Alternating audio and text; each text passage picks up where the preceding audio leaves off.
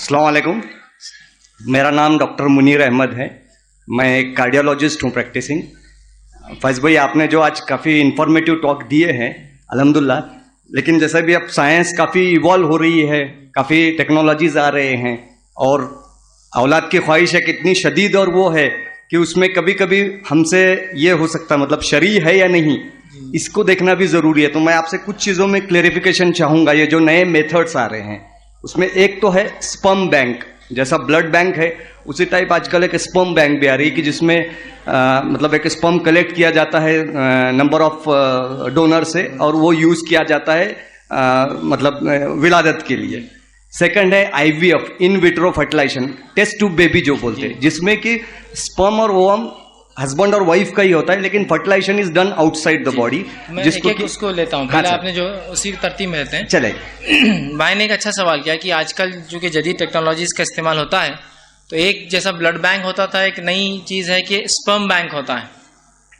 Sperm bank में होता ये कि लोग अपना स्पर्म देते हैं, एक डोनर होता है, फिर अगर किसी को औलाद ना हो सकती है तो वो वहाँ जाकर वो करता है और उससे मखसूस जो कैरेक्टर सिफत वो सब लिखा होता है उससे लेकर वो देता है। तो क्या स्पर्म बैंक से लेकर विलादत के लिए इस्तेमाल करना दुरुस्त है? तो शरीयतन स्पर्म बैंक से लेकर विलादत के लिए इस्तेमाल करना ये हराम है, याद रखिए। शरीयतन स्पर्म बैंक से या डोनर किसी से स्पर्म लेकर अगर किसी को कुदरती तौर से ना हो तो किसी और का स्पर्म नहीं लिया जा सकता, इसलिए कि शरीयत में ख़ानदान बड़ा अहमियत रखता है, कौन से नस्ब से इंसान आ रहा है। और चूंकि जिना में नस्ब बदल जाता है इसलिए जिना की सज़ा इतनी सख्त है। तो स्पर्म भी तो वही कर रहा है, एक किस्म का वो एक किस्म का जिना ही है कि आदमी ना होते हुए उसका वो लिया जाता है। तो स्पर्म बैंक का उस तरह का यूज़ वो दुरुस्त नहीं। ठीक है जी। दूसरा आपका इन विट्रो फर्टिलाइजेशन, दूसरा था इन विट्रो फर्टिलाइजेशन, जिसमें होता ये है कि मर्द का ही जो है स्पर्म लिया जाता है, मनी, औरत का अंडा होता है, लेकिन चूंकि जिसमें किसी नुक्स की वजह से वो अंदर नहीं मिल सकता, उसे बाहर आलात के जरिए मिलाकर वापस जिसमें डाला जाता है औरत के, तो ये तरीक़ा जायज़ है, इसलिए कि इसमें औरत से और वही मर्द मतलब बीवी और शौहर से ही लिया जाता है, दोनों का होता है, उसको बाहर निकाल कर किया जाता है और उसको फिर जो है औरत में वापस डाल दिया जाता है तैयार होने के बाद, ताकि वो फिर जो है आगे बढ़ना शुरू। इसलिए कि कुछ लोगों को बीमारी और मर्ज होता है या जिस्म साथ नहीं देता, औलाद वजूद में आने से इब्तिदाई दौर में ज़ाया हो जाती है, तो लिहाजा उसके लिए तरकीब है कि बाहर। लेकिन इसमें इस चीज़ के लिए बहुत ज़रूरी है कि आप जिन लोगों से ये करवा रहे आपको उन पर एतमाद हो, वरना ऐसे केसेस सामने आए हैं कि लोगों ने अपना दवाखाना चले बोलकर उस औरत का जो शौहर था उसके स्पर्म काम के नहीं थे तो दूसरों के लगा दिया और उसमें डाल दिया, औलाद पैदा होगी, बता ये होना, बाद में DNA टेस्टिंग पता चला इसका बाप कोई और है। तो इस मामले में ये एहतियात ज़रूरी है, किस लैब पे आप एतमाद कर रहे हैं, कौन लोग उसको चला रहे हैं, क्या इन पर एतमाद किया जा सकता है, इतने एक बहुत अहम मसला है ये। तो अगर ऐसा होता है और एक ही उस बीवी और इस शौहर का इसका अंडा और इसका स्पर्म लिया जाता है मनी से और मिलाकर बाहर अंदर वापस डाला जाता है, तो इंशाअल्लाह इसमें कोई ख़बात और हर्ज नहीं है जी। सर एक और पॉइंट है, सरोगसी, एक नया आया है सरोगेट मदर, जिसमें कि जैसा बोल सकते हैं कि यूटेरस किराए पे लिया जाता है और वो किया जाता है, तो उसका भी क्या रूलिंग है अपने? भाई ने एक अच्छा सवाल किया कि सरोगेसी जो होता है, इसमें होता ये है कि एक औरत के अंदर मतलब एक औरत और एक मर्द होता है, लेकिन उस औरत में वो ताकत नहीं होती उस बीवी में कि उस बच्चे को पाल सके, तो उसको जिस्म से बाहर निकाल कर बनाकर दूसरी औरत के बच्चे दानी यूट्रस में डाला जाता है। तो माँ बाप अलग होते हैं लेकिन बच्चा किसी और के पेट में परवरिश पाता है, इसको सरोगेसी बोलते हैं। और ऐसी औरतें जो करती है उसको सरोगेट मदर्स बोलते हैं। ठीक है, तो भाई ने सवाल किया क्या सरोगेसी दुरुस्त है? तो शरीयत उलमा ने कहा सरोगेसी हराम है। अगर बाहर निकाल कर अंदर मिलाकर वापस औरत के बीवी के ही जिस्म में डाला जाए वो मामला, तब तक तो ठीक है, लेकिन अगर वैसा करके किसी और, चूंकि जब किसी और के पेट में डाला जाएगा तो जो खून रवा होता है, जाहिर सी बात है वो भी सिफत रखता है, वो किसी औरत का होगा, तो उलमा ने कहा ये हराम है, सरोगेसी हराम है शरीयत में। उसके बरक्स अगर वो IVO जो आपने कहा इंटर जो फर्टिलाइजेशन का होता है जो अंदर नहीं हो पाता, तो वो बहरहाल दुरुस्त है, लेकिन सरोगेसी और स्पर्म बैंक ये दोनों का बहरहाल शरीयत में मौजूद नहीं, इसका इस्तेमाल करना हराम है जी। बोलेंगे एक सवाल है भाई की तरफ से जी, आपका सवाल पूछिए। अस्सलाम वालेकुम। जैसा आपने बताया कि आर्टिफिशियल भी बहुत सारे तरीके हैं जिसके ज़रिए औलाद हो सकती है, लेकिन हम ये देखते हैं कि आज के माहौल में जो ऐसे फर्टिलाइजेशन सेंटर्स है जहाँ पर आर्टिफिशियल तरीके से वो औलाद के लिए इलाज करते हैं, तो उन पर कितना हम भरोसा कर सकते हैं? वो अपना सक्सेस रेट बढ़ाने के लिए हो सकता है कि किसी और का स्पर्म या किसी और का नुस्खा वगैरह लेकर भी उससे इलाज कर दे, तो इसमें फिर कितना ज़्यादा रिस्क फैक्टर है शरई नुक्ते नज़र से, हम इसको कैसे देखते हैं? जी, तो ऐसा फिर वही सवाल है। कंडीशन देखिए पहला, ठीक है, वो ये है, याद रखिए कि इस्लामी रहनुमाई याद रखिए इस मामले में जो हमको दी जाती है, उसका पहला ये है, पहला रूल, पहली कंडीशन, इस तरीके को जरूरत की बुनियाद पर इस्तेमाल किया जाए, ख्वाहिशात की बुनियाद पर नहीं इस्तेमाल, जरूरत की बुनियाद, जरूरत की बुनियाद, मजबूरी की हालत। कुछ भी रास्ता नहीं है। जी। मैं क्यों कह रहा हूँ, ये तरीका ऐसा है कि कोई मर्द बोल रहा नहीं मैं अभी तो अमेरिका में वहीं रहता, मैं अपना मादा भेज देता, तुम औलाद पैदा कर लो उधर, ये ख्वाहिशात की बुनियाद पर नहीं है, इस बिना पर नहीं है, जरूरत की बुनियाद, ये पहली चीज है, ठीक है, तो ये ख्वाहिशात की बुनियाद पर। सेकंड कंडीशन जो उलमा लिखते हैं वो ये है, शादी को होकर वक्त हुआ हो और इंसान ने पूरी कोशिशें जो कर सकता था फितरी कर चुका हो, मतलब शादी होगी 6 महीने होगा और चलो कर लो, नहीं, फितरी तौर से शादी हो गई, उसके बाद उसने 1 साल 2 साल 3 साल जो भी जितना वक्त लगना चाहिए था वो कोशिश करने के बाद कोशिश भी करने नहीं में हुआ। जो हो सकता था, जो प्रॉब्लम थे, कुछ मेडिकेशन था, ये था, कर लिया हो, अब जड़ी बूटी के इलाज ही बोल सकते हैं आप, उसमें कुछ भी इंक्लूड हो सकता है जो इसके लिए हो वाकई, उसके बाद भी अगर ये ना हुआ तो वो एक वक्फा गुजरना जरूरी है, ठीक है, तो सेकंड कंडीशन, एकदम नहीं, जल्दबाजी नहीं, एक वक्फा गुजरना जरूरी। थर्ड कंडीशन, इंपॉर्टेंट कंडीशन, शादी को वक्त हुआ हो, सेकंड, थर्ड कंडीशन इंपॉर्टेंट, मियाँ बीवी का ही वो मादा हो, मतलब स्पर्म उस शौहर का हो और ओवम या वो एग उस औरत उसकी बीवी का हो, ये दोनों ही होंगे, इसमें अगर कुछ भी गड़बड़ हुई तो ये जिना है। जैसा एक हमारे भाई का क्वेश्चन था कि कुछ सेंटर अपना सक्सेस रेशो बढ़ाने के लिए यहाँ पर थोड़ी चीटिंग भी कर सकते हाँ, हैं कि भाई हमारी फर्टिलिटी हमारे पास इतनी है, और ये अब वो आप कैसा जानेंगे, ये तो डॉक्टर पे आपको एतमाद होना चाहिए, इसके लिए मैं कोई तरीक़ेकार नहीं बता सकता जी, क्योंकि इसमें मुस्लिम नॉन मुस्लिम की कोई खैर शरीयत में नहीं लगा। जी, एतमाद हो आप, वो सेंटर्स पे एतमाद हो जो झूठ ना बोलते हो, जो किसी और का मादा या किसी और का स्पर्म या किसी और का मादा तौलीद लेकर औरत को कर दे, बस ताकि मामला हो जाए, रेशो बढ़ जाए, लोग खुश हो जाए, शरन जायज नहीं है, याद रखिए, ये जिना में इंक्लूड होगा। कोई मुसलमान मर्द या कोई मुसलमान औरत चाहते हुए भी या ना चाहते हुए भी ये काम नहीं कर सकते, ये हराम है, ये ऐसा ही जिना होगा जैसा इंसान जिना करने से औलाद होती है, वैसा ही ये मामला होगा। हाँ, फर्क ये होगा कि वो जिना करने में सजा दी जाएंगी, जो जिना की सजा है फिजिकल, ये भी जिना की किस्म फिजिकल तो नहीं, ताजीराती सजा तो मिलेंगी, वो ताजीराती सजा हर मुल्क का काजी खुद तय कर सकता है क्या होंगी, जिना की तो नहीं दे सकते, लेकिन ताजीराती जरूर मिलेंगी कि जिसको कहेंगे एक जुरिडिक्शन की तरफ से कुछ ना कुछ पनिशमेंट मिलेंगी उसको, क्योंकि उसने जिना वाला ही अमल किया लेकिन फिजिकल नहीं, ठीक। तो ये थर्ड है। अब ये एतमाद कैसा होगा ये मैं आपको नहीं बता सकता हूँ, इसके लिए कोई टर्म नहीं, बस डॉक्टर पे एतमाद हो, आप ऐसा डॉक्टर चुने जो सच्चा और पक्का हो, अपने वादे में जो बोल रहा है और वही करेंगे, इसमें कुछ भी वो गलत नहीं करेंगे। अब ये वेरिफिकेशन आपको कराना है, इसमें मैं यही कहूँगा, नोट बी कॉशियस, बहुत एहतियात, अगर ये कराते हैं तो ये मामला कि डॉक्टर के फेज में गड़बड़ ना हो जाए। अच्छा, इसमें कंडीशन है उसी मर्द और उसी औरत का हो, कंडीशन है उसी मर्द और उसी औरत का हो, याद रखिए। अबू दाऊद की रिवायत है, नबी अकरम सल्लल्लाहु अलैहि वसल्लम फरमाया और कहा, अल्लाह और आखिरत पर ईमान लाने वाले किसी शख्स के लिए हलाल नहीं कि वो किसी दूसरे की खेती को पानी दे। तो यहाँ शरीयत ने उसूल बांध दिया क़यामत तक के लिए, ना कोई औरत ना कोई मर्द ईमान वाली खेती को पानी मतलब दूसरे को बारावर फर्टिलाइज करने के लिए अपना कुछ मादा नहीं दे सकती या दे सकता। तो स्पर्म बैंक वगैरह ऑलरेडी हो चुका, इस्लाम ने मना कर दिया। क्यों?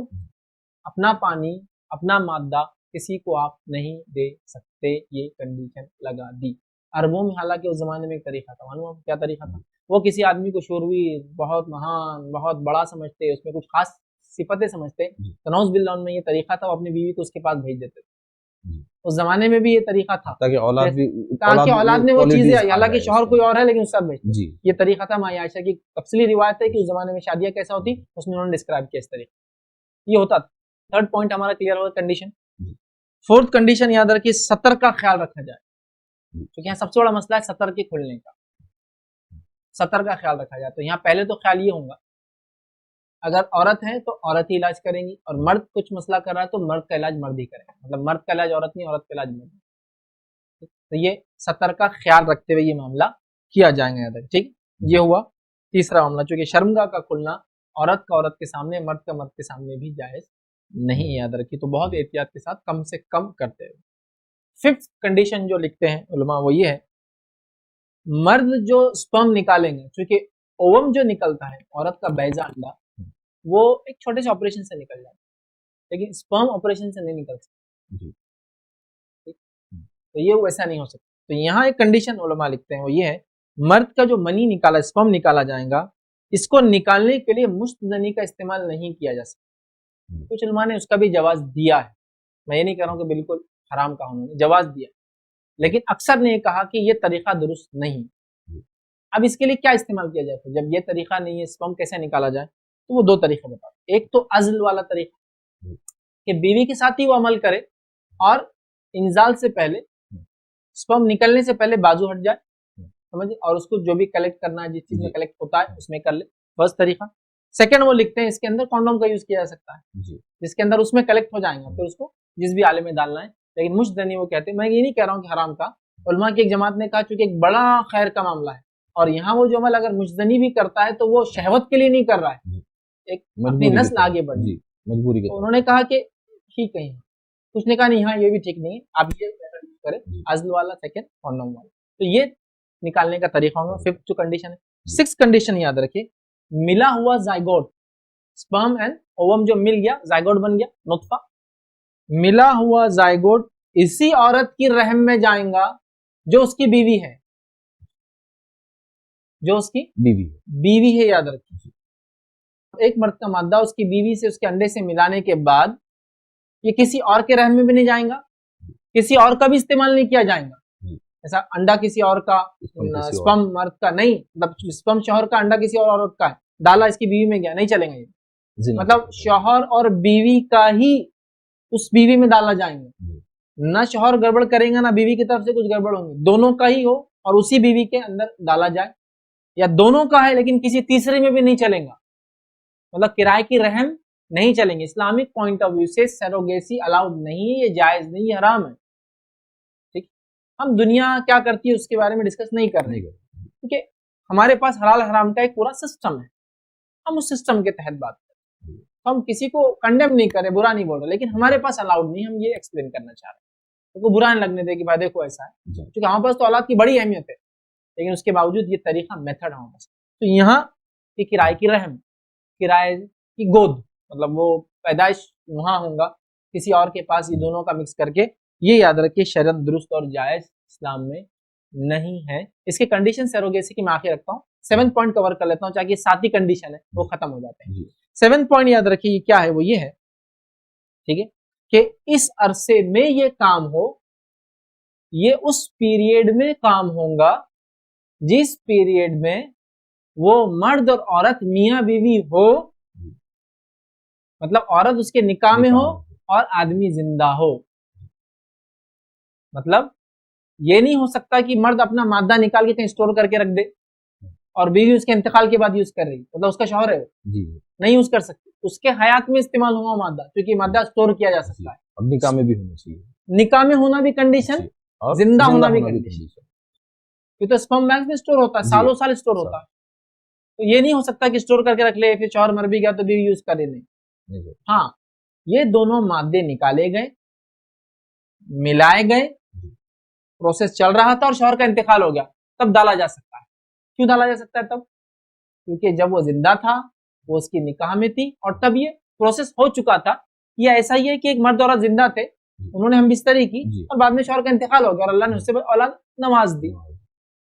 لیکن اگر مرد، تو 7واں کنڈیشن کیا ہے کہ اس معاملے میں وہ اس کے نکاح میں ہو، مطلب آدمی ہے تو عورت اس کے نکاح میں، عورت آدمی اس کے نکاح میں ہو اور زندہ ہو، آدمی بھی زندہ اور عورت بھی زندہ ہو. یہ نہیں کہ بیوی مر گئی تو اس کا انڈا نکال، لیکن نکالنے کے بعد وہ کسی اور میں جا ہی نہیں سکتا. تو یہاں ڈیٹیل میں جانے کی ضرورت نہیں، چونکہ عورت کی رحم نہیں ہے تو وہ بھی کنڈیشن کی وجہ سے اولاد وہ جائز نہیں ہے. لیکن مرد کے معاملے میں ہو سکتا، عورت اپنا انڈا لے لے، اس کا پرانا منی اٹھا کے رکھا تھا اور اس کے بعد اس کو آرٹیفیشلی کر کے ڈال لے، تو یہ جائز نہیں ہے. تو جب نکاح میں ہو دونوں اور ساتھ میں حیات ہو شوہر، تو تب یہ ہو سکتا ہے. ٹھیک، السلام علیکم. آپ بھی ہمارے اس کام میں تعاون کریں اپنی زکوٰۃ اور صدقات کے ذریعے. ڈونیشن ڈیٹیل حاصل کرنے کے لیے ڈونیٹ اس پر کلک کریں. اگر آپ کو ہمارا ویڈیو پسند آئے تو اسے شیئر کریں اور ثواب کے حقدار بنیں.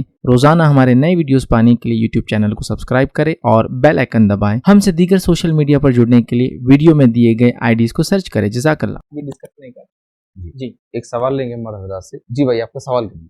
شیخ اگر شوہر ہے اس کو ایک سے زائد بیوی ہے تو سروگیسی میں دوسری بیوی کے ذریعے کر سکتے ہیں کیا؟ ایسا ایک میں پرابلم نہیں ہے دوسری میں پرابلم ہے، مطلب ایک کا رحم خراب ہے دوسری بیوی کا سروگیسی استعمال کر سکتے ہیں. بھائی نے ایک سوال کیا ہے کہ سروگیسی میں کیا یہ سروگیسی کی شکل کیا جائز ہوں گی کہ ایک انسان کی دو بیویاں ہوں، تین ہوں، چار ہوں، اور ایک بیوی میں کوئی مسئلہ ہو تو اس کا انڈا لے کر، اس کا اسپرم لے کر اس کو باراور کر کے یا پھر باراور کر کے اس کو وہاں ڈال دیا جائے اس کے اندر اس دوسری بیوی. تو کیا یہ درست ہوگا؟ یہ بھی تو وہی ہو رہا ہے نا سروگیسی. تو کیا یہ دیکھیے اس معاملے میں علماء کی دو جماعتیں ہیں، دو گروپ ہیں. پہلا گروہ وہ ہے جو یہ کہتا ہے یہ جائز نہیں ہے، یہ جائز نہیں ہے. لیکن دوسرا ایک گروہ ہے ان کا یہ کہنا ہے یہ جائز ہے. وجہ اس میں نسل کا کوئی ایشو نہیں ہے، اس میں پردے کا کوئی ایشو نہیں ہے، اس میں وراثت کا کوئی ایشو نہیں ہے، کیونکہ باپ وہی آدمی ہے، اس کی بیویاں ہیں دو، باپ وہی آدمی ہے نا. تو پردہ نسل، کیونکہ ایک انسان کی جتنی بیویاں ہیں وہ سارے بچوں کی مائیں ہوتی ہیں، ان سے شادی کبھی نہیں ہوتی. تو پردے کا مسئلہ ختم ہو گیا، وراثت کا مسئلہ ختم ہو گیا، والد تو وہی ہے. تو دوسری جماعت نے اس کو جائز قرار دیا ہے. کنڈیشن یہ رکھی ہے اس کے جائز قرار ہونے کی، پہلا وہ دوسری بیوی راضی ہو، کیونکہ پہلی بیوی تو کہہ رہی ہے اس کو تو اولاد چاہیے، دوسری بیوی راضی ہو، مطلب تینوں راضی ہو، مطلب بیوی بھی راضی ہو جو انڈا دے رہی ہے. اچھا مرد یہ نہیں کر سکتا کہ تمہارا انڈا دو اور میرا وہ کر کے اپن جو ہے دوسری بیوی سے پیدا کر، وہ بھی غلط ہے. تو مطلب جس کا مسئلہ ہے وہ بھی راضی ہو، جس کو دینا ہے وہ بھی راضی ہو، جس کا استعمال ہوگا اور مرد بھی راضی ہوگا. تینوں کا راضی ہونا پہلا کنڈیشن ہے. اور دوسری کنڈیشن انہوں نے جو لگائی ہوئی ہے جو بچہ پیدا ہوگا اس کی ماں وہ دوسری عورت ہوں گی، حالانکہ انڈا پہلی کا ہے، وہ پہلی کا بیٹا نہیں کہلائیں گا. ریزن نبی اکرم صلی اللہ علیہ وسلم کی حدیث، بچہ جس بستر پہ پیدا ہوتا ہے اس کا ہوتا ہے اسی طرح. یہ مسئلہ لونڈیوں کے اس میں ہوتا تھا، اب وہ تفصیلات کا وقت نہیں ہے، میں نہیں کہہ سکتا وہ کہا گیا حدیث میں، لیکن بچہ جس کے بستر پہ پیدا ہوگا وہ اس کی ماں ہے.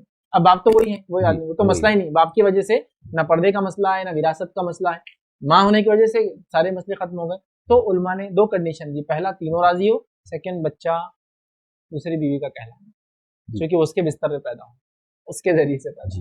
اچھا ایک جماعت اسی لیے سروگیسی کو کہتے ہیں دوسروں سے کروانا جائز نہیں ہے، کیونکہ یہ معاملات اس میں تھے.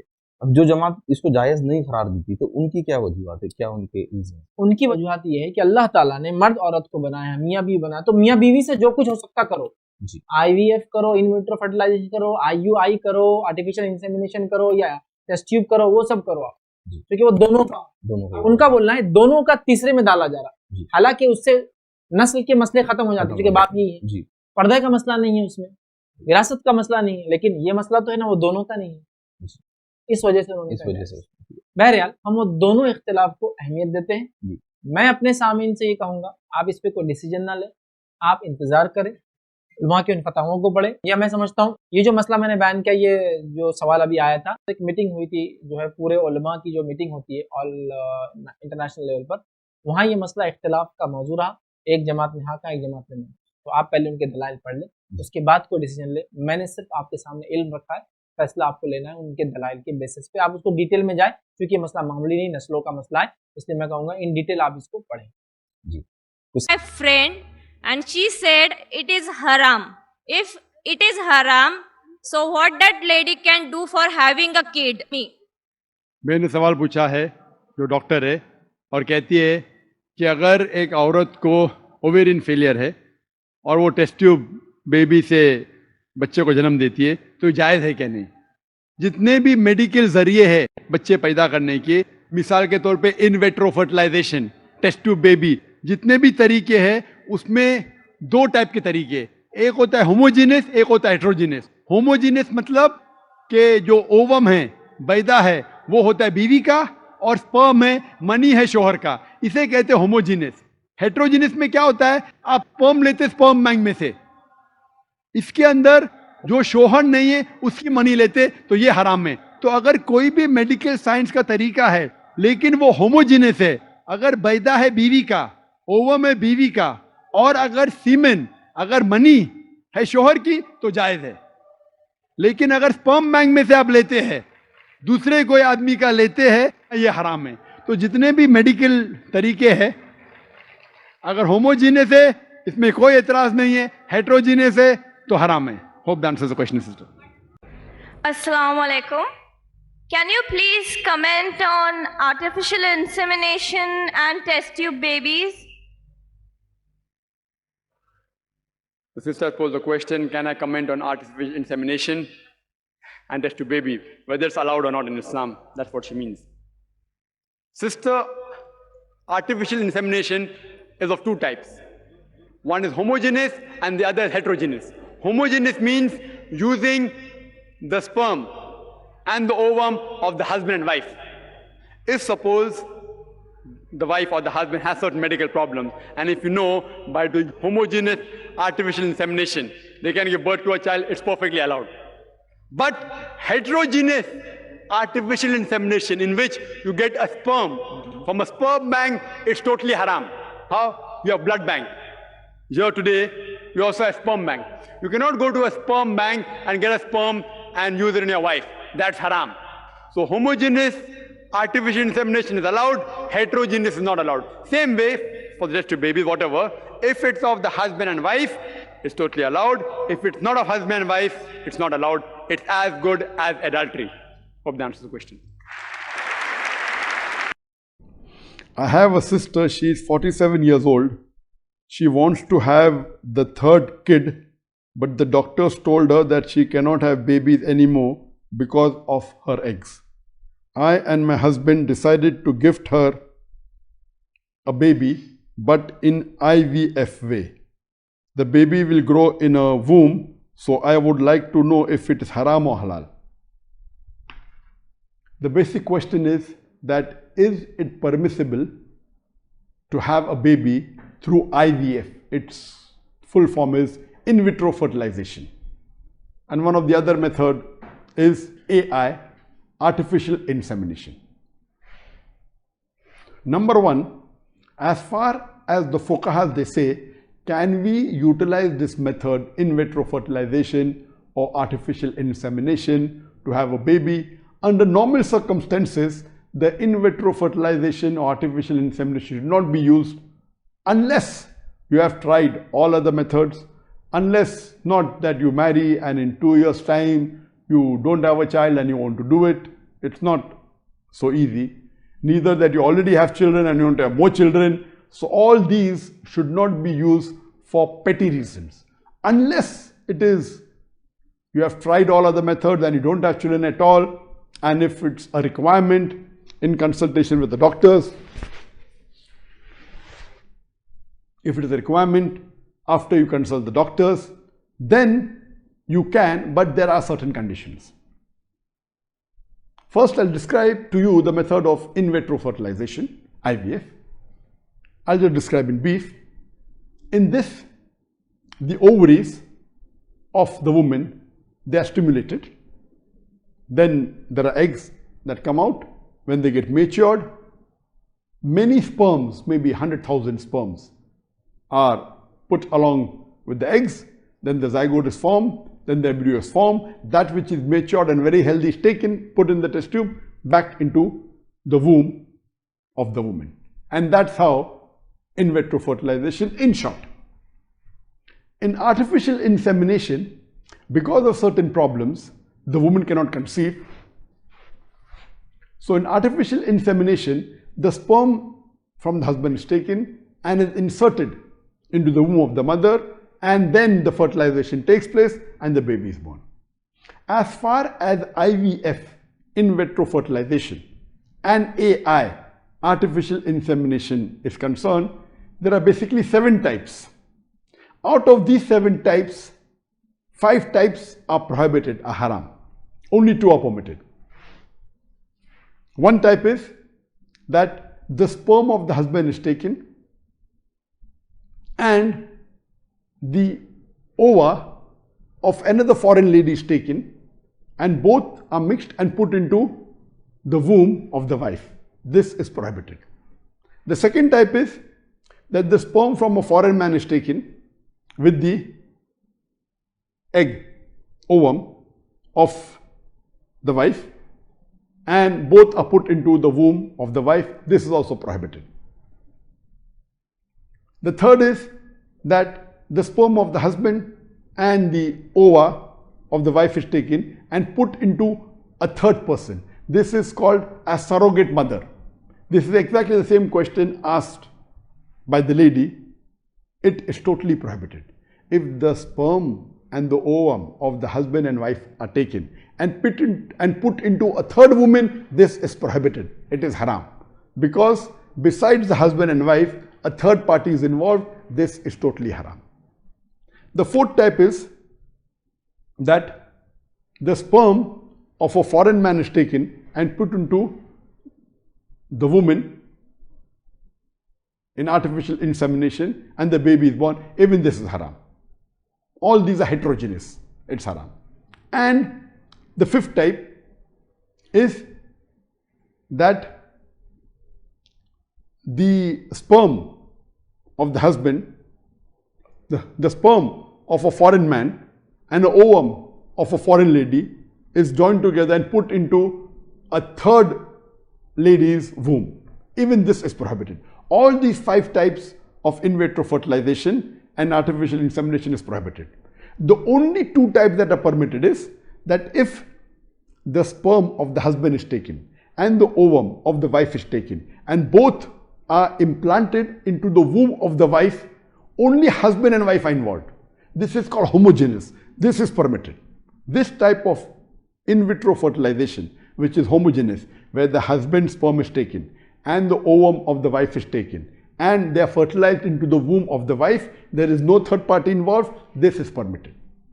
And in artificial insemination, if there is a problem in the birth because of fertilization, then the sperm of the husband can be taken and implanted into the womb of the wife.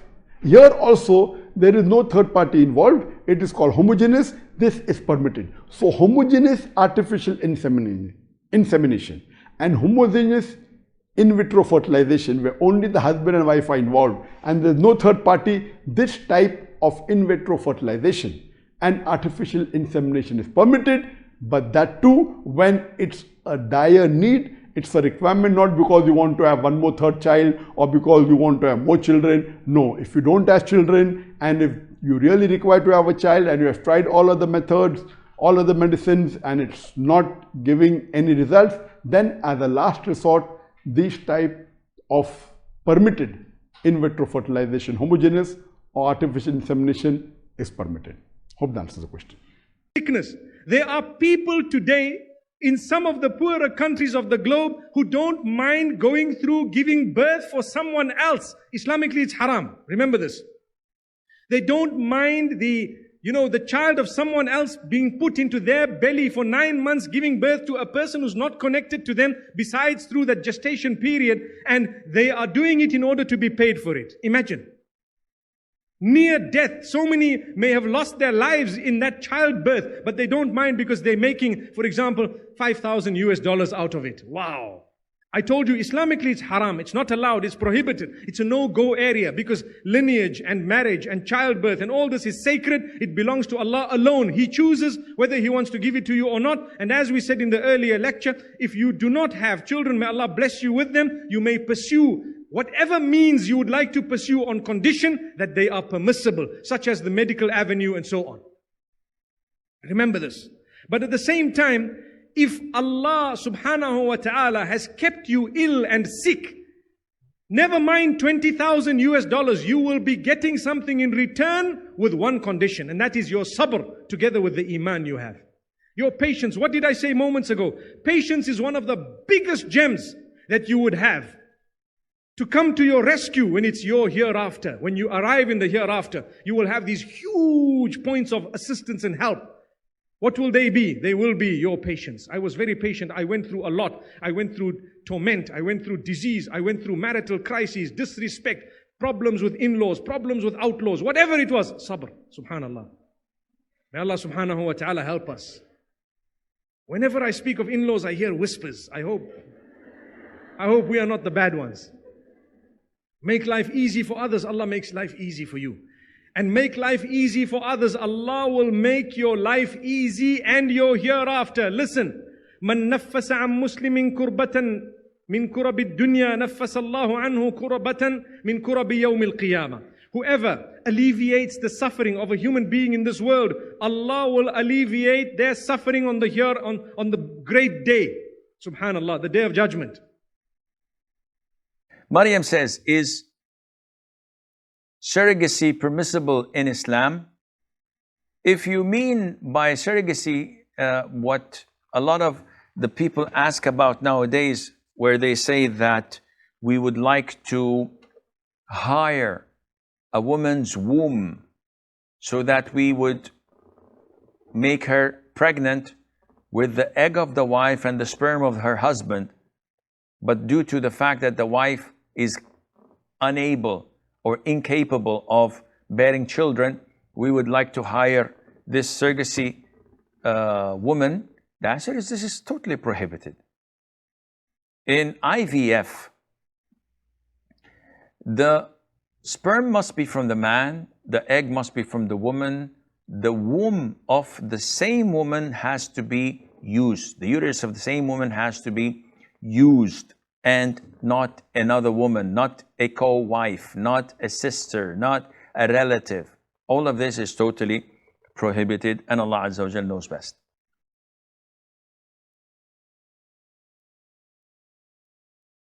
ایک عورتوں کا ایک سوال ہے، اگر کسی عورت کو کوئی بیماری ہے جس میں وہ حیض کا خون آنا بند ہو جاتا ہے تو کیا وہ بچہ مطلب اس میں پھر وہ پرابلم آتی ہے کہ بچہ پیدا نہیں ہو سکتا، تو وہ ایک ٹیکنالوجی کوئی ہے اس میں میڈیکل ٹرم کے اندر، اس کی مدد سے کسی دوسری عورت کا بیضا لینا حرام ہے، قطعاً حرام ہے، کیونکہ وہ ایک آپ زنا کی ماڈرن فارم کر رہے ہیں، وہیں سے مرد دوسرے کے سپرم میں عورت کوئی اور ہے، ان کی آپس میں ہاں اسی عورت اسی مرد کے آپس میں وہ معاملہ اسی عورت کے ساتھ ہی کیا جائے، کسی اور عورت کے ساتھ نہ ہو تو پھر تو جائز ہے، یہ ٹیسٹ ٹیوب والا جواب، ہاں وہ تو جائز ہے نا، لیکن اس طرح کرنے بجائے وہ اپنے خاوند کی دوسری شادی کرا دے یار، سیدھی سی بات ہے، اور اگر خاوند اس طرح کری تو اسے طلاق لے کے کسی اور سے شادی کر لیں۔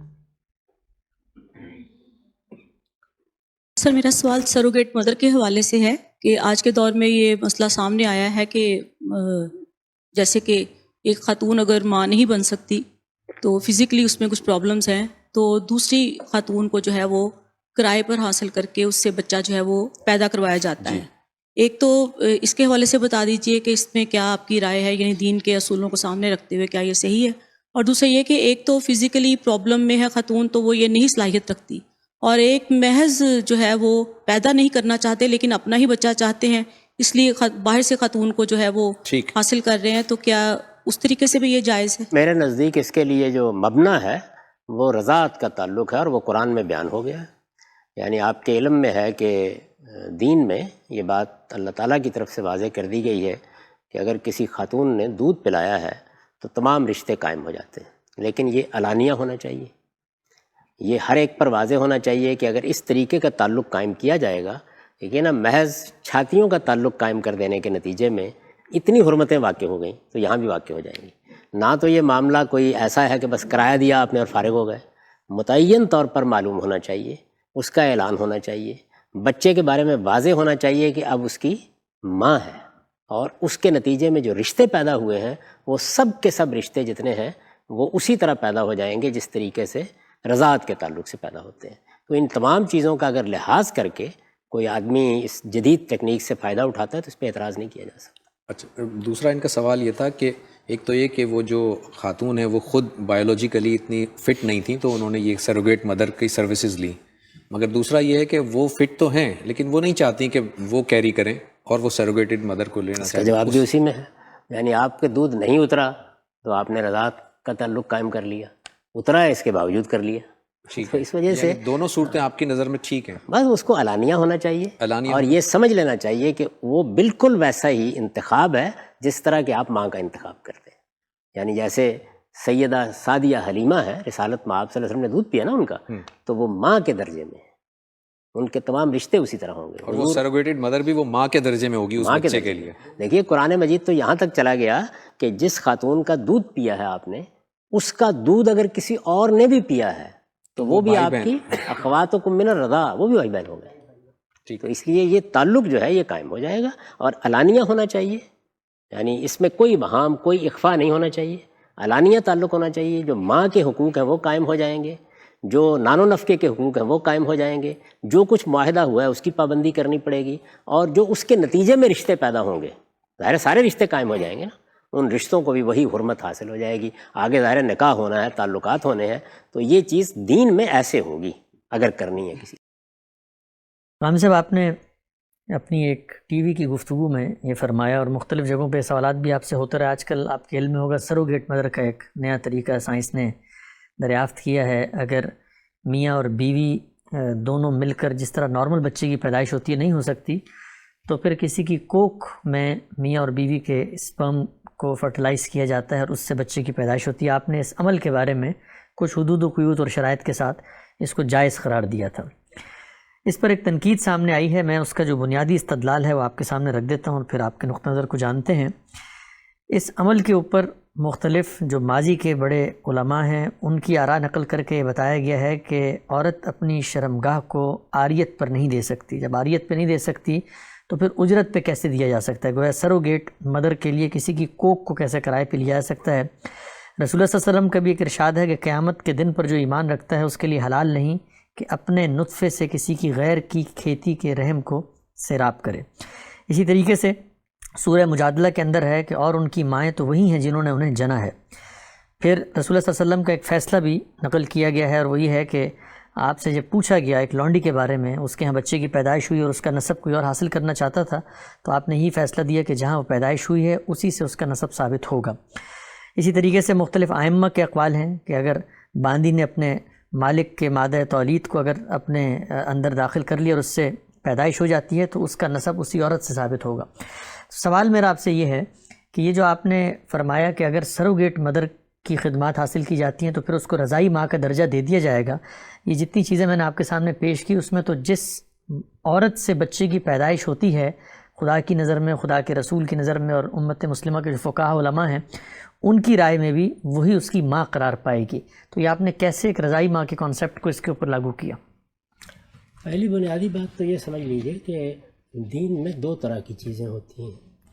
ایک وہ جن میں ہمارے پاس منصوص احکام ہیں، یعنی اللہ تعالیٰ نے خود قرآن مجید میں اس کے پیغمبر نے کسی موقع پر متعین طریقے سے یہ بتا دیا کہ فلاں چیز جائز ہے اور فلاں چیز ناجائز ہے. اس میں تو میں یا آپ کوئی رائے دے ہی نہیں سکتے. دین اسی چیز کا نام ہے، یعنی جب اللہ تعالیٰ کی طرف سے یا اللہ کے پیغمبر کی طرف سے، اس لیے کہ اللہ کا پیغمبر اللہ ہی کا نمائندہ ہوتا ہے، کوئی دینی حکم پہنچا دیا جائے. جیسے بہت سی چیزوں کی حرمت ہمیں متعین طور پر بتا دی گئی ہے، کھانے پینے کی چیزوں میں دیکھ لیجئے، باہمی تعلقات میں دیکھ لیجئے، اخلاقی معاملات میں دیکھ لیجئے، تو وہاں واضح طور پر بتا دیا گیا ہے کہ فلاں چیز ممنوع ہے، یا یہ بتا دیا گیا ہے کہ فلاں چیز جائز ہے. اسی طریقے سے کچھ درجے بھی ہوتے ہیں، جیسے کسی چیز کا استحباب بیان کر دیا جائے، یہ اچھی بات ہے، اس کو اختیار کرو گے تو اجر ملے گا یا اس سے بہتری ہوگی. ایسے ہی اس کے بالکل برخلاف کراہت کے بھی درجے ہوتے ہیں کہ آپ یہ کہتے ہیں کہ یہ چیز بالکل حرام ہے، یہ کہتے ہیں یہ ناپسندیدہ ہے، یہ کہتے ہیں کہ یہ ایسی چیز ہے کہ بس مشکل حالات ہی میں ان کو گوارا کرنا چاہیے. تو یہ وہ چیزیں ہیں کہ جن میں اللہ تعالیٰ نے، اللہ کے پیغمبر نے واضح طور پر ایک بات کہہ دی. ایک دوسرا پہلو یہ ہوتا ہے کہ دین کے اصول عامہ کا کسی نئی صورتحال پر اطلاق کیا جائے. قانون میں بھی یہ چیز زیر بحث آ جاتی ہے. ہمارے ہاں جو ریاستی قوانین ہیں ان میں بھی قواعد عامہ کا ایک تصور ہوتا ہے، یعنی کسی قانون کے اندر کچھ عمومی قواعد کار فرما ہوتے ہیں، ان کو سامنے رکھ کر آپ ان صورتوں پر حکم لگاتے ہیں جن میں قانون خاموش ہوتا ہے. اجتہاد اسی کو کہا جاتا ہے، یعنی دینی تعبیر میں جس کو اجتہاد کہتے ہیں وہ یہی ہے کہ یہاں ہمارے پاس براہ راست کوئی منصوص حکم نہیں ہے. منصوص حکم میں بھی فہم کا اختلاف تو ہو سکتا ہے، لیکن وہاں ریفرنس ہمارا اپنا نقطہ نظر نہیں ہوتا. وہاں ریفرنس کی حیثیت آیت کے یا کسی نص کے الفاظ کو ہوتی ہے. ہم بتا رہے ہوتے ہیں کہ دیکھیے یہ بات ان الفاظ میں اس موقع پر اس طریقے سے کہی گئی ہے. ٹھیک. یہاں پر کیا ہے، یہاں یہ ہے کہ اصول عامہ کو سامنے رکھ کر آپ کوئی حکم بیان کرتے ہیں، تو اس میں کوئی حرج کی بات نہیں. اس میں بہت اختلافات ہو سکتے ہیں. اس سے پہلے آپ نے یہ دیکھا ہے کہ اصول عامہ ہی کو سامنے رکھ کر خون کی منتقلی کے بارے میں بہت سے لوگوں نے آرا دی. شروع میں جب یہ پتہ چلا کہ انتقال خون ہو سکتا ہے، یہ بھی تو ایک سائنسی چیز ہے.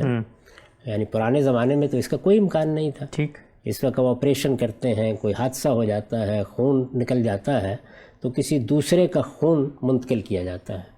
اب خون کے بارے میں بھی قرآن مجید میں یہ لکھا ہوا ہے کہ وہ حرام ہے. بیان کیا گیا نا یہ کہ تمہارے لیے خون پینا حرام ہے. تو اس میں پھر تصریح کرنا پڑی کہ وہ خون کا پینا اور چیز ہے، اور اس طرح سے کسی کو خون سرنج کے ذریعے سے لگا دینا یہ بالکل اور چیز ہے. اب یہ کیا چیز ہے؟ اجتہاد ہی ہے نا. تو اس میں بھی اختلافات ہوئے. علماء نے کچھ آراء دیں، بہت سے لوگوں نے اس کو ناجائز کہا پہلے مرحلے میں، پھر آہستہ آہستہ آراء میں تبدیلی آ جاتی. اعضاء کی پیوند کاری، اب آنکھیں آپ ایک دوسرے آدمی کو لگا دیتے ہیں، گردہ آپ ایک دوسرے آدمی کو لگا دیتے ہیں، اعزہ اقربا دے رہے ہیں. یہ دیکھا ہوگا آپ نے. اس وقت خود ہمارے ملک پاکستان میں بہت سے ہسپتال ہیں جن میں یہی کام کیا جاتا ہے، اور اس کے لیے جو قواعد ضوابط ہیں وہ تو بنائے گئے ہیں، لیکن بہرحال اس کو جائز کیا گیا. تو اس پر بھی ابھی بہت سے لوگوں کو تحفظات. یہ معلوم ہے آپ کو کہ ہمارے قدیم علماء میں سے مولانا سید ابو اللہ صاحب مودودی بہت سی چیزوں میں توسع رکھتے ہیں طبعاً، لیکن انہوں نے بھی اس کے بارے میں سخت رائے دی اور یہ کہا کہ نہیں، اعضاء کی پیوند کاری کا کوئی سوال نہیں. پوسٹ مارٹم ایک قانونی ضرورت بن گئی، اس میں بھی ایسا ہی ہوا. تو اس طرح کی بہت سی چیزیں وہاں بھی زیر بحث آئیں. تو میں نے بھی اسی چیز کو سامنے رکھ کر میاں بیوی کے معاملے میں یہ رائے دی ہے کہ جس طریقے سے آپ اپنے بچے کی پرورش اور پرداخت کے لیے کسی دوسری عورت کی چھاتیاں مستعار لیتے ہیں، وہاں بھی یہی ہوتا ہے نا. خود رسالت مآب صلی اللہ علیہ وسلم کو دودھ پینے کے لیے ایک خاتون کے حوالے کر دیا گیا، حلیمہ سعدیہ. اسی طریقے سے عربوں میں یہ رواج تھا. آج کے زمانے میں بھی ایسا ہو سکتا ہے. بعض موقعوں کے اوپر کوئی بچہ کسی حادثے کا شکار ہو گیا، ماں ہو گئی، اس میں بھی ایسا ہوتا ہے. تو اللہ تعالیٰ نے اس معاملے میں قرآن میں یہ وضاحت کر دی کہ اگر یہ مستعار لی جائیں گی، اب ہے تو دودھ پلانے ہی کا معاملہ، لیکن ماں کا رشتہ قائم ہو جائے گا. ٹھیک. اور دیکھیے اس کو ماں ہی کہا ہے. اب اس قرآن مجید کی تصریح میں کہ وہ تمہاری مائیں ہیں، امہاتکم من الرضاع، یہ قرآن کے الفاظ ہیں. اچھا، جو آپ کے ساتھ دودھ پینے والی لڑکی ہے، یعنی ایک بچے کو دودھ پینے کے لیے لیا، اس کے ساتھ کوئی اور بچی بھی ہے، وہ بھی اخواتکم من الرضاع ہو گئی. ایسا ہوا ہے نا. تو یہ جو آیت آپ نے پڑھی ہے کہ تمہاری مائیں وہی ہیں جنہوں نے تمہیں اپنے پیٹ سے جنا ہے، اس کا اطلاق پھر اس آیت پر کیسے ہوتا ہے؟ تو اس لیے یہ اجتہادی چیزیں ہیں. میرا خیال ہے کہ ان میں کوئی مورچہ نہیں باندھنا چاہیے. اگر بعض علماء اس کو ناجائز کہتے ہیں تو بہت سے علماء اعضاء کی پیوند کاری کو بھی ناجائز کہتے ہیں. وہ پوسٹ مارٹم کے اوپر بھی تحفظات رکھتے ہیں. وہ خون کی منتقلی کے بارے میں بھی یہ کہتے ہیں کہ یہ استرار کی صورت ہی میں ہونا چاہیے. یہ ساری چیزیں ہمارے یہاں زیر بحث ہے. نئی چیز جب آتی ہے تو اس میں یہ سب بحثیں ہوتی ہیں. تو میں نے اپنی رائے دی ہے. ان میں سے جو نصوص آپ نے پڑھی ہیں کوئی چیز بھی اس کے منافی نہیں ہے. ایک کا تقابل میں نے کر کے بتا دیا آپ کو. اس کو باقی کو بھی اسی پر قیاس کر لیجئے. لیکن میں کوئی اپنی آراء پر اصرار نہیں کرتا. اجتہادی آراء اپنے دلائل کے ساتھ بیان کر دی جاتی ہیں. آپ کی سمجھ میں آ جائے قبول کر لیں. یہ بہت سی چیزیں میں نے آپ کو بتائی پچھلے 100 سال میں اب قبول عام حاصل کر چکی ہیں. اس دوران میں نے یہ 2 نئی آراء دی ہیں. ایک یہ اور ایک یہ کہ استرار کی صورت پہ آپ آن لائن جماعت کا اہتمام کر سکتے ہیں. اس میں بھی آپ دیکھیں اسی طرح کا رد عمل ہوا ہے. تو ذرا زمانے کو کچھ اور کروٹیں لینے دیجئے. جس طرح حرام مطلق تصویر اب بالکل حلال ہو گئی ہے، آپ دیکھیں گے کہ اس میں بھی میری بات سمجھ میں آ جائے گی. صاحب، ابھی آپ نے جو بات فرمائی، وضاحت کی کہ ایک اجتہادی رائے ہے اور قرآن مجید نے اگر کسی معاملے کے بارے میں کوئی صریح نص، کوئی قطعی حکم نہیں دیا تو ہم پھر یہ دیکھتے ہیں کہ دین، شریعت کا مزاج، اس کی مماثل جو صورتیں ہیں ان کے بارے میں کیا رائے ہے، اور پھر ہم اجتہاداً اس کا اطلاق کرتے ہیں. تو یہ جو رضائی ماں کے تصور کا آپ نے مثال کے طور پہ اس ماں کے لیے بھی اطلاق کیا جو سروگیٹ مدر بنتی ہے، تو اس میں یہ سوال تو پیدا ہوتا ہے نا کہ وہاں پر بچے کی پیدائش ہو چکی ہے، تخلیق کا عمل مکمل ہو چکا ہے، بچے کا نسب بالکل واضح ہے، جس نے بچے کا بوجھ اٹھایا وہ اس کی ماں واضح ہے، اس کا باپ واضح ہے، اسی سے بچے کی پیدائش ہوئی ہے۔ اب رضائی ماں کا تصور تو اصل میں جان کی بقا یا بچانے میں معاونت کا ہے، یہاں تو تخلیق میں معاونت کا ایک کام کر رہے ہیں۔ تو یہ دو چیزوں کو جب آپ نے اس کو مماثل قرار دے کے اس پر اگر کوئی انالوجی قائم کی ہے تو بظاہر تو صورتحال دونوں بالکل مختلف ہیں۔ تخلیق میں معاونت کوئی جرم تھوڑی ہے۔ اللہ تعالیٰ نے جو قاعدے بنائے ہیں ان کے لحاظ سے ایک ڈاکٹر آپ کی مدد کرتا ہے۔ استقرار حمل میں آپ یہ جانتے ہیں کہ اب یہ طریقے تو سبھی نے مان لیے ہیں کہ باہر استقرار ہو جائے اور اسی ماں کے پیٹ میں رکھ دیا جائے، ٹیسٹ ٹیوب بیبیز جو ہے، تو اللہ تعالیٰ کے قانون کے مطابق تو باہر استقرار نہیں ہوتا تھا۔ تو اس لیے بہت سی چیزیں ایسی ہیں جو نئی ایجاد ہوتی ہیں، ان میں وہی دیکھنا چاہیے کہ جو ہم جائز قرار دے رہے ہیں تو کیا وہ قرآن مجید کے کسی اصول کے خلاف تو نہیں، کسی اخلاقی پرنسپل کے خلاف تو نہیں ہے۔ یہ جو خاندان کا ادارہ بنایا گیا ہے اس میں تو کوئی چیز درہم برہم کرنے کا باعث نہیں بن جائے گی، تو میرے نزدیک اس میں کوئی چیز بھی مانے نہیں ہوتی۔ اسی وجہ سے میں اس کا بالکل قائل نہیں ہوں کہ اگر ماں باپ کے علاوہ کسی کا معاملہ ہے تو اس کو جائز رکھا جائے۔ ماں باپ کے مابین ہی یہ معاملہ ہوگا، یعنی جو باقاعدہ میاں بیوی ہیں جن کا نکاح ہوا ہے انہی کے ساتھ یہ ہوگا۔ انہی کے لیے یہ جائز ہے کہ آپ ٹیسٹ ٹیوب میں یہ معاملہ کر لیں، انہی کے لیے یہ جائز ہے کہ کسی عورت کا رحم مستعار لے لیا جائے۔ تو بس یہاں تک ہی میری رائے ہے اور میں نے اس کو بیان کر دیا ہے۔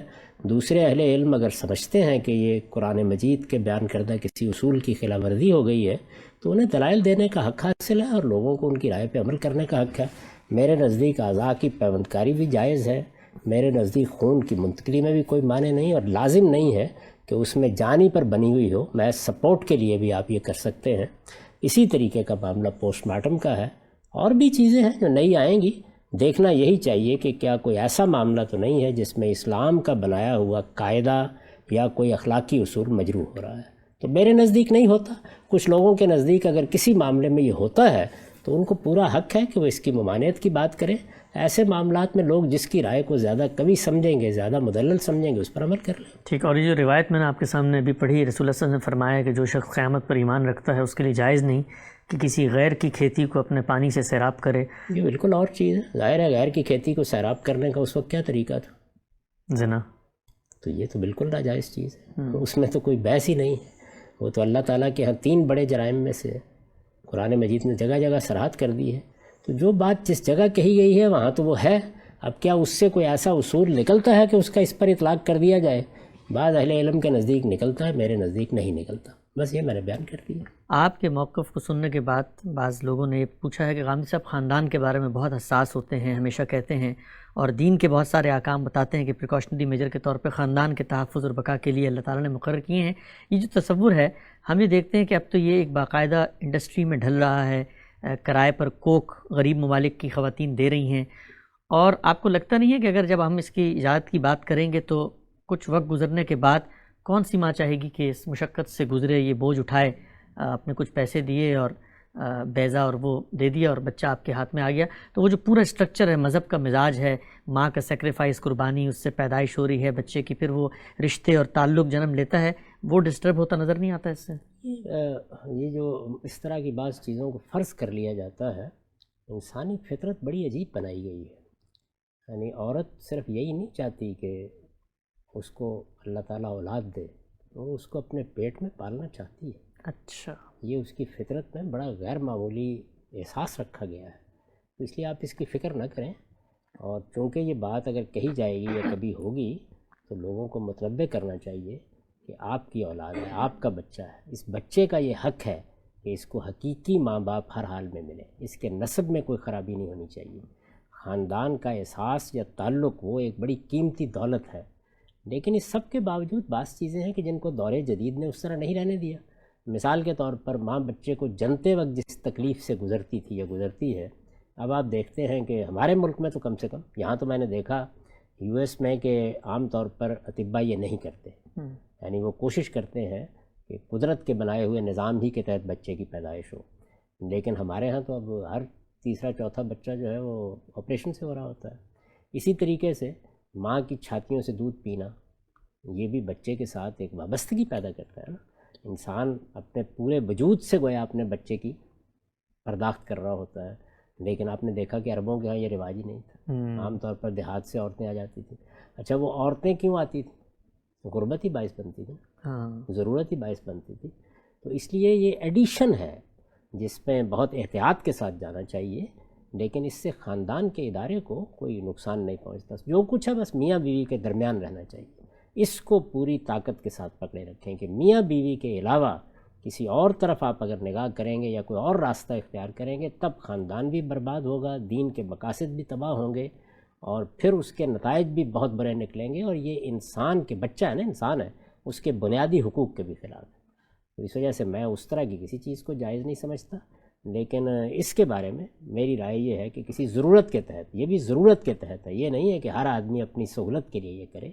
ضرورت ہے, کسی کی اولاد نہیں ہے یا نہیں جنم دی جا سکتی, تو اس میں اب ٹیسٹ ٹیوب بیبی تو بہت عام ہو گیا. آپ دیکھ رہے ہیں, میں نے ملیشیا میں دیکھا, وہاں ذرا تھوڑا سا بعض معاملات کے لیے جاننے کا موقع ملا تو پتہ چلا کہ بہت لوگ ہیں اس طریقے سے بچوں کی پیدائش کا معاملہ کر رہے ہیں. ٹھیک, لیکن ہم صاحب آپ اس کی تو تائید فرمائیں گے نا کہ قانون سازی ہونی چاہیے, کیونکہ کچھ کیسز سامنے آئے ہیں کہ آپ نے سروگیٹ مدر کو سے معاملہ کیا, بچہ پیدا ہوا, معذور تھا, تو انہوں نے کہا بھائی تمہاری کوکھ سے ہوا تم ہی رکھو, یا بس اوقات اس نے دینے سے انکار کر دیا. تو آپ خود فرماتے ہیں کہ انسان کے ساتھ, کیونکہ انسان کی ایک نفسیات, شخصیت ہے, کوئی چھیڑ چھاڑ کرتے ہوئے سوچنا چاہیے.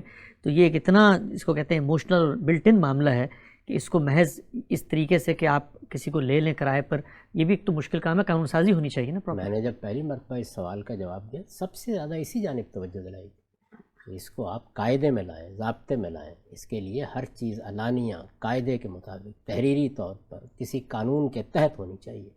ایسے سب معاملات میں, یہ تو میرے نزدیک رضاعت میں بھی آج کے زمانے میں یہ عرب کا دور نہیں ہے, ان سب چیزوں کا لحاظ رکھنا چاہیے, کیونکہ اس سے رشتے پیدا ہوتے ہیں, تعلقات بنتے ہیں, اس کی بنیاد پر بعد میں کچھ فیصلے کرنے ہوتے ہیں. قانون سازی کرنا تو بہت ضروری ہے. یعنی آج کا زمانہ کسی گاؤں کا زمانہ نہیں ہے کہ جہاں کوئی اس طرح کا معاملہ ہوگا تو 10 لوگ گواہی دینے والے ہوں گے. آپ شہروں میں رہتے ہیں, بڑے شہر ہیں, اس میں انسان گم ہو کے رہ جاتا ہے. تو کوئی معاملہ بھی آپ جب تک ریاست, قانون, ضابطے اس کے اندر پوری طرح نہ بنا دیے جائیں, کہ آپ کو معلوم ہے کہ اعضاء کی منتقلی کے بارے میں بھی ہمارے ہاں قانون سازی کرنا پڑی ہے. قانون سازی تو لازماً ہونی چاہیے. اصولی بات میں نے کہی ہے کہ اس پر شریعت کی روح سے میرے خیال میں اعتراض بہت مشکل ہے. ٹھیک, آخری ذرا پہلو بیان کیجیے گا. بھی کل پرسوں خبر آئی ہے کہ ایک 28 سال پرانا فروزن ایمبریو تھا جس کو اسی طریقے سے, اور وہ کسی اور کا تھا, اور اس کا ادخال ہوا اور اس سے بچے کی پیدائش ہوئی. تو یہ بھی تو ایک کلچر ہے اس وقت ڈونر ایگ اور اسپرم کے بارے میں. تو اس کو روکنے کے لیے مذہبی علماء کو کیا کہنا چاہیے؟ مذہبی علماء کو دین بتانا چاہیے, اس لیے کہ اس کی کوئی گنجائش نہیں ہے, نہ اس کا جواز بیان کیا جا سکتا ہے. میں بھی بالکل اس کا قائل نہیں ہوں. میرے نزدیک ایسی ہر چیز سے اجتناب کرنا چاہیے جو انسان کے نسب پر اثر انداز ہو, اس کی شخصیت پر اثر انداز ہو, اس کے ماں باپ کے بنائے ہوئے اللہ کے قاعدے کے خلاف کوئی چیز ہرگز نہیں کرنی چاہیے. ایڈیشن کی کریں اس میں, جیسے کہ رضائی ماں سے رشتوں کی ایک اور دنیا آ جاتی ہے. تو ایڈیشن ایک اور چیز ہے, لیکن یہ کہ آپ اصل کو ڈھا دیں, یہ میرے نزدیک کسی طرح جائز نہیں ہے. اس میں صرف علماء ہی نہیں بلکہ ہر سلیم الطبع آدمی کو اس معاملے میں آگے بڑھنا چاہیے. حکومتوں کو بھی قانون سازی کرنی چاہیے. جو عالمگیر اخلاقی اصول ہیں وہ صرف علمائی کا کام نہیں ہے بتائیں, وہ پوری انسانیت کے ضمیر کی آواز ہے. تو اس پہ ہر ایک شخص کو لبیک کہنا چاہیے. ٹھیک.